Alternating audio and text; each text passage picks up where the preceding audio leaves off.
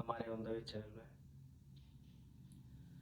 जैसे कि आप सब हमारे चैनल के माध्यम से इस महान गरुड़ पुराण को सुनते आ रहे हैं और हमने जो अध्याय अभी तक पढ़ लिए हैं वो 136 पढ़ लिए हैं।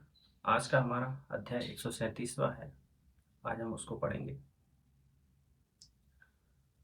तो आइए श्रीहरि का नाम लेकर हम इसमें जो दी हुई स्तुति है उसको करते हैं सभी मिलकर। उसके बाद फिर हम अपने अध्याय की ओर बढ़ेंगे। तुमेव माता च पिता तुमेव त्वमेव बंधु च सखा तुमेव तुमेव विद्या द्रविणं तुमेव तुमेव सर्वं देव देव। जय श्री हरि।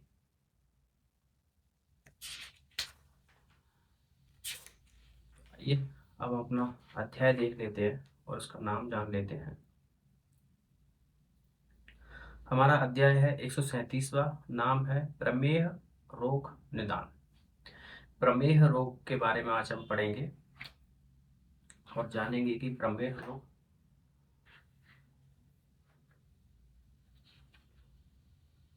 कैसे होता है।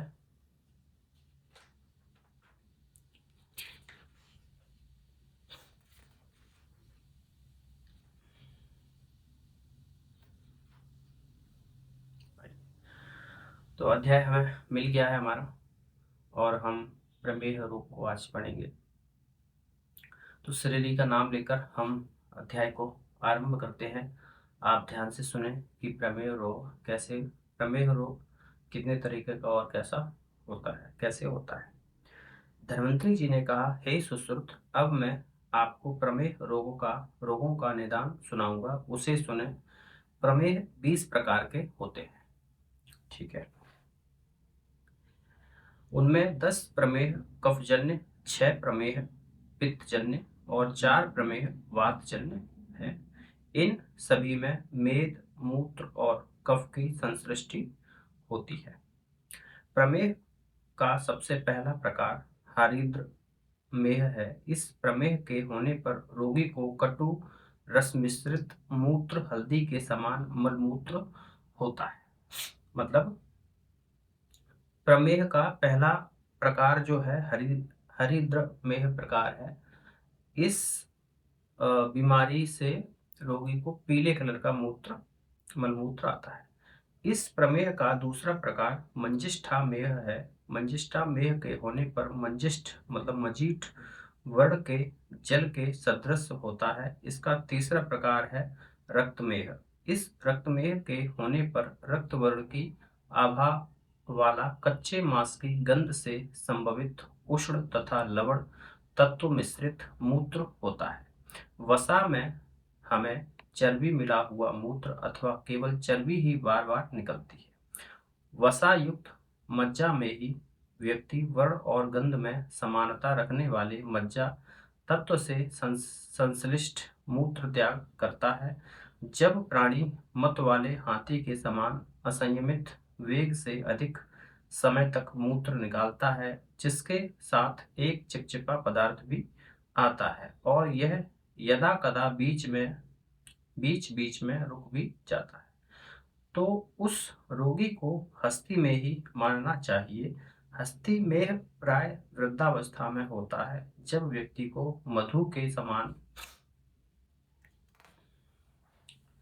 मूत्र होता है, अर्थात उस मूत्र में शरीर के अंदर विद्यमान मधुर रस का तत्व आने लगता है, तो उसे मधुमेही कहा जाता है। यह दो प्रकार का माना गया है। एक तो धातु के क्षीण होने पर वायु के कुपित होने से तथा दूसरा पित्तादि दोष से वायु का मार्ग रुक जाने से। इस प्रमेह से घिरा हुआ रोगी प्राय अन्य सभी दोषजन्य प्रमेह के लक्षणों से संयुक्त हो जाता है। ऐसे रोगी में अन्य दोषों के लक्षणों का आगमन कोई कारण नहीं रखता। यह रोग तो अपनी प्रबलता के प्रभाव से उन्हें बिना निमित्त के ही रोगी के शरीर पर प्रकट कर देता है। यह ऐसा प्रमेय है कि क्षणमात्र में नष्ट हो सकता है और क्षणमात्र में ही अपने पूर्ण बल के साथ उबर सकता है। अतः रोगी को चाहिए कि वह कष्ट उठाकर भी इस वर्ग भेद वाले मधुमेह रोग का निदान कर ले। इसकी सामयिक उपेक्षा कर देने पर प्राणी के शरीर का सब कुछ मधुमेहता को ही प्राप्त कर लेता है, अर्थात शरीर के समस्त स्त्रोतों में इसका विकार पहुंच जाता है और इस दिन मधुमेह के अतिरिक्त कुछ शेष ही नहीं रह जाता तथा उसकी असामयिक मृत्यु हो जाती है। असामयिक मृत्यु हो जाती है। इस विस्तार को जाने पर सभी प्रकार के मेह रोगों में रोगी प्राय मधु के समान ही गाढ़ा मूत्र नली से निकालता है। शरीर में जो मधुरता है वह मधुरता इन सभी प्रमेहों में नष्ट होती है। इसलिए इस इसलिए इन सभी प्रमेहों को मधुमेह ही कहा जाता है। इस प्रमेह रोग में रोगी अपच, अरुचि, वमन, अनिद्रा, खांसी और पीनस के उपद्रव से ग्रस्त हो जाता है। कफजन्य प्रमेह में वस्ती तथा मूत्राशय भाग में पीड़ा, हृष्ट-पुष्ट शरीर का क्षरण और ज्वर के उपद्रव जन्म लेते हैं। पित्त मेह में होने पर रोगी के शरीर में दाह, तृष्णा, खट्टी डकार, मूर्छा, अतिसार एवं मलभेद का विकार होता है। वातज प्रमेह में उदावृत, कंपन, हृदय वेदना, बेचैनी, सूल, अनिद्रा, शुष्कता, श्वास तथा खांसी के विकार पैदा हो जाते हैं। स्राविका, कच्छपिका, ज्वालिनी, विनता, अलजी, मसूरिका, सर्पपिका, पुत्रीड़ी, सविदारिका और विद्रधि नामक 10 प्रकार की फुंसियां प्रमेह रोगों की उपेक्षा कर देने पर उत्पन्न होती हैं। प्राय कफजन्य दोष से संलिप्त होने के कारण खाया हुआ अन्न प्रमेह रोग के रूप में परिणत हो जाता है। उसका रस मूत्र के मार्ग से निकल जाता है। मधुर, अम्ल, लवण, स्निग्ध, भारी, चिकना और शीतल पेय, नया चावल, मदिरा, मिर्च, मसाला, मांस, इक्षुरस, गुड़, गोरस के सेवन, एक स्थान और एक आसन पर शयन इस मधुमेह रोग के उत्पादक है।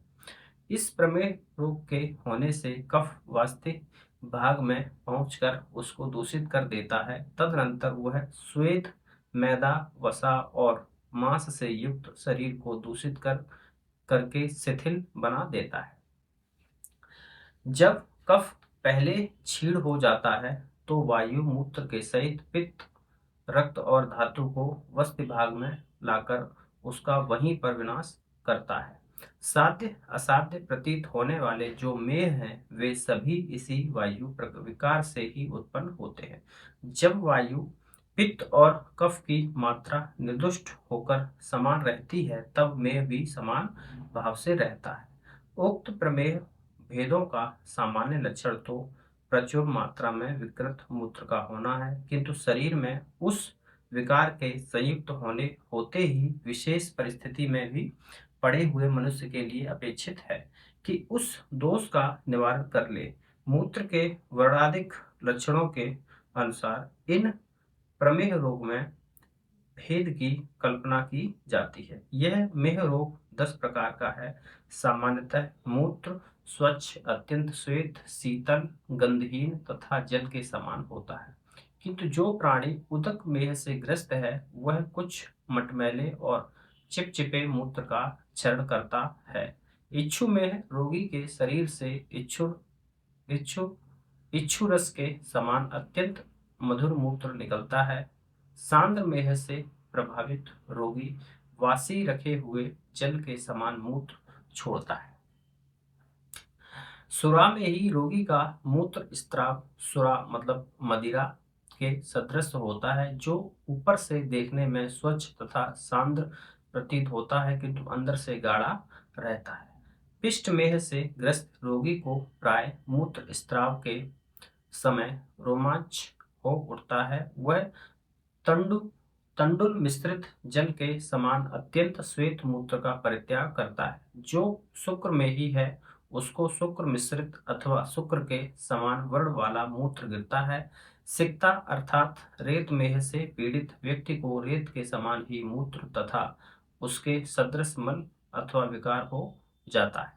शीत में ही रोगी को प्राय अधिक मात्रा में मधुर और अत्यंत शीतल मूत्र गिरता है।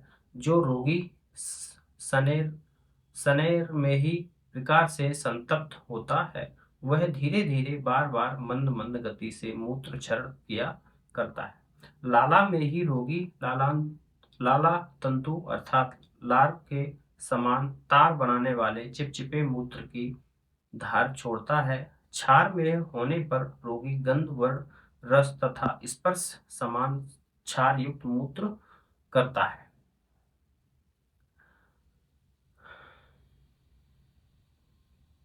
नील में ही नील वर्ग के समान और मसी अर्थात स्याही के सदृश कृष्ण वर्ग वाले मूत्र का परित्याग करता है।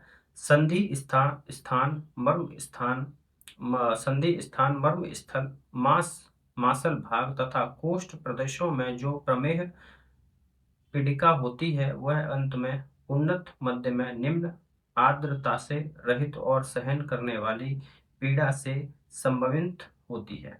जो पीड़िका मतलब फुंसी किनारों पर ऊंची, बीच में नीची, श्याम वर्ण क्लेद और वेदना से युक्त होती है तथा जिसकी शराब मिट्टी का कसोरा जिसकी शराब मतलब मिट्टी का कसोरा के समान स्थित और आकृति होती है, उसे शराबिका कहते हैं। जो पीड़िका कछुए के समान होती है और उसमें जलन होती है, उस पीड़िका को विद्वान लोग कच्छपिका नाम से स्वीकार करते हैं। बहुत बड़ी नील वर्ण के समान दिखाई देने वाली पीड़िका को विनता के नाम से माना गया है। शरीर में जिस पीड़िका के उभर आने से त्वचा में जलन होती और रोगी कष्ट का अनुभव करता है, उस पीड़िका को ज्वालिनी कहा जाता है। रक्त श्वेत तथा स्फोट का रूप धारण करने वाली कठोर पीड़िका का नाम अलजी है। जो पीड़िकाएं मसूर के समान आकृति वाली हैं, उनमें मसूरिका के नाम से जानना चाहिए उन्हें मसूरिका के नाम से जानना चाहिए। जिह्वा में सरसों के समान छोटे छोटे उभरे हुए दानों को सर्पपिका कहा जाता है, जो रोगी को अत्यधिक कष्ट देते हैं। पुत्तड़ी नामक पीड़िका बड़ी अथवा छोटी होती है, यह अत्यंत सूक्ष्म भी हो सकती है। जो पीड़िका विदारी कंद के समान गोल तथा कठोर होती है, उसका नाम विदारिका है। विद्रथि के लक्षणों से युक्त अर्थात पीप से युक्त पीड़िका को विद्रथिका कहा जाता है। पुत्तड़ी और विदारी नामक प्रमेह जनित पीड़िकाएं अत्यंत कष्टकारी होती हैं। संध्या पित्त के प्रकोपित होने से मेद को अल्प मात्रा में विकृत करने वाली अन्य पीड़िकाएं उत्पन्न होती हैं। प्राय शरीर में जैसे जैसे दोष की अभिवृद्धि होती है, वैसे उन सभी पिंडिकाओं का आविर्भाव होता है। मेद को विकृत करने वाली इन पिंडिकाओं का जन्म तो बिना प्रमेह के भी हो सकता है। जब तक पिंडिका वर्ण रहित होती है, तब तक उसे प्रधान लक्षण को निर्दिष्ट नहीं किया जा सकता। जो हल्दी के समान अथवा रक्त वर्ण या प्रारंभिक स्वरूप का परित्याग करने वाले रक्त मूत्र का क्षरण करता है, उसको प्रमेह रोग के बिना रक्त पित्त रोग जानना चाहिए। रक्त पित्त रोग के प्रभाव से ही मूत्र का रंग हरिद्रा एवं रक्त वर्ण का हो जाता है। प्रमेह रोग का पूर्व रूप में स्वेद, अंग विशेष में अप्रिय गंध और अंगों में शिथिलता, शैया, भोजन, निद्रा तथा सुख की आसक्ति, हृदय, नेत्र, जिह्वा एवं कानों में असाधारण या साधारण भारीपन, जलन, बाल और नाखूनों में अभिवृद्धि, शीतल पदार्थों के प्रति प्रमेह, कंठ तथा तालु में शोथ, मुख पर माधुर्य भाव और हाथ पैर में जलने के लक्षण दिखाई देते हैं। प्राय इन सभी प्रमेह रोगों के रोगी के द्वारा किए गए मूत्र पर चींटियां दौड़ने लगती हैं।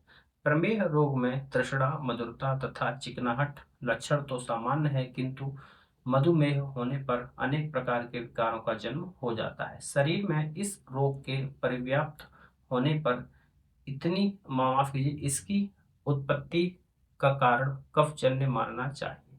अथवा सभी दोषों के क्षीण हो जाने पर यदि प्रमेह का कोई विकार दिखाई देता है तो वह वायुजन्य होता है। प्रमेह के ये सभी प्रकार तो कफ और पित्त से युक्त होते हैं, यथाक्रम जिनकी उत्पत्ति रति प्रसंग की आसक्ति के कारण रोगी के मूत्र भाग में होती है, जो प्रमेह पित्त दोष के कारण उत्पन्न होते हैं। ये माफ कीजिए, ये याप्य है। साध्य वही प्रमेय होता है जो अपने संपूर्ण लक्षणों से संभवित होकर रोगी के शरीर में दिखाई नहीं देता। यदि वह सभी लक्षणों से पूर्ण हो जाता है तो उसका निवारण असंभव ही है। तो आज का हमारा जो अध्याय था वो था प्रमेह रोग निदान। ठीक है, तो जिसमें हमने मूत्र के बारे में हमने एक और अध्याय, हमने जो पिछला अध्याय इससे पहले जो पढ़ा था वो भी हमारा मूत्र के ही बारे में था, मूत्रघात निदान, और ये हमारा प्रमेह रोग निदान। ठीक है, हमने इसमें भी मूत्र के बारे में पढ़ा। अब हमारा जो अगला अध्याय है जिसको हम अगले वीडियो में पढ़ेंगे, उसका नाम मैं अभी बता देता हूँ। उसका नाम है विद्रद्धि एवं गुल्म निदान। ठीक है, तो इस अध्याय को हम अगले वीडियो में पढ़ेंगे। तब तक के लिए हम इस महान दौड़पड़ा को यहीं पर विराम देते हैं और मिलते हैं एक नए अध्याय के साथ अगली वीडियो में। तब तक के लिए आप सब स्वस्थ रहें, ऐसे ही हमारे चैनल के द्वारा इस महान पाठ को सुनते रहें। चैनल को सब्सक्राइब करें, वीडियो को शेयर करें, ताकि सभी को इस महान पाठ को सुनने का मौका मिले। जय श्री हरि विष्णु। नमस्कार आप सभी।